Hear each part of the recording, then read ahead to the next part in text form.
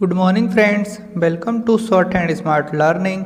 आज की डिक्टेशन 80 शब्द प्रति मिनट डिक्टेशन, जो कि एक लीगल डिक्टेशन है तथा आने वाले आपके हाई कोर्ट एग्जाम की दृष्टि से अति महत्वपूर्ण है। तो डिक्टेशन को लिखिए और इसका ट्रांसक्रिप्शन भी जरूर कीजिए। साथ ही हमें कमेंट करके बताइए कि आपको डिक्टेशन कैसी लगी। डिक्टेशन की PDF के लिए हमारे व्हाट्सएप ग्रुप को ज्वाइन कीजिए और हमारे चैनल को सब्सक्राइब कीजिए ताकि आपको इसी तरह की डिक्टेशन रोज़ प्राप्त होती रहे। डिक्टेशन शुरू होगी 5 सेकेंड बाद।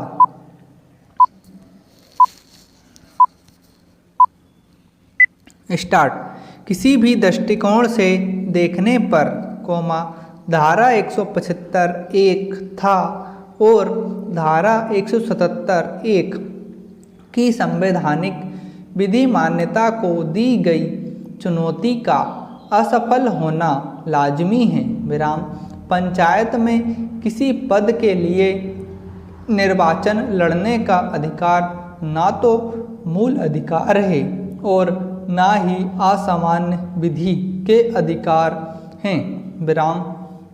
यह एक कानून की रचना है और स्पष्ट तौर पर विधान द्वारा अधिनियमित अहर्ताओं और निरअहर्ताओं के अधीन है।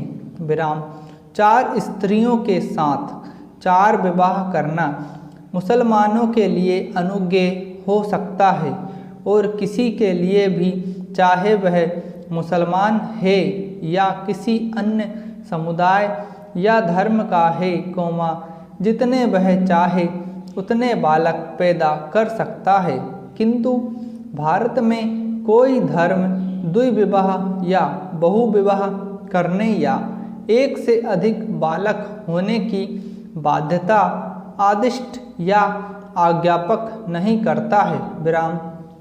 किसी धर्म द्वारा जो बात अनुज्ञात है या प्रतिसिद्ध नहीं है, वह उस धर्म की धार्मिक प्रथा या सकारात्मक सिद्धांत नहीं बन जाता है। विराम।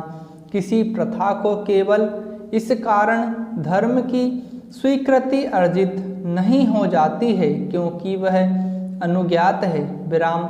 मान लिया जाए कि एक से अधिक पत्नियां रखने या एक से अधिक बालक पैदा करने की प्रथा किसी समुदाय या लोगों द्वारा अनुसरण की जाने वाली प्रथा है, तो भी इसे लोक व्यवस्था, सदाचार और लोक स्वास्थ्य के हित में विधान द्वारा सामाजिक कल्याण और सुधार का उपबंध करते हुए किसी विधि द्वारा विनियमित या प्रतिसिद्ध नहीं किया जा सकता है और आक्षेपित विधान स्पष्ट रूप से यही करता है। विराम। और पुलिस आयुक्त बनाम आचार्य जगदीश्वरानंद अभिभूत वाले मामले में निम्नलिखित मत व्यक्त किया गया है। विराम। संविधान के अनुच्छेद 25 और 26 के अधीन गारंटीकृत संरक्षण सिद्धांत या विश्वास के विषयों तक सीमित नहीं है, अपितु इसका विस्तार धर्म के अनुसार में किए गए कृत्यों तक है और इसलिए इसमें धार्मिक कृत्यों, कर्म कांडों, गृह कर्मों और पूजा की पद्धतियों की गारंटी अंतर्विष्ट है, जो धर्म के आवश्यक और अभिन्न भाग है। धर्म के अभिन्न और आवश्यक भाग का गठन किन बातों से होता है, उनका अवधारण उस धर्म के सिद्धांतों, प्रथाओं, मतों, ऐतिहासिक पृष्ठभूमि आदि के प्रति निर्देश करके किया जाना चाहिए। विराम। किसी धर्म के आवश्यक भाग या प्रथाओं का अर्थ क्या है, अब यह स्पष्टीकरण का विषय है। विराम। धर्म के आवश्यक भाग से अभिप्रेत वे मर्मभूत विश्वास हैं जिन पर वह धर्म टिका है। विराम। आवश्यक प्रथा से अभिप्रेत वे प्रथाएं हैं जो किसी धार्मिक विश्वास को मानने के लिए मूलभूत हैं। विराम।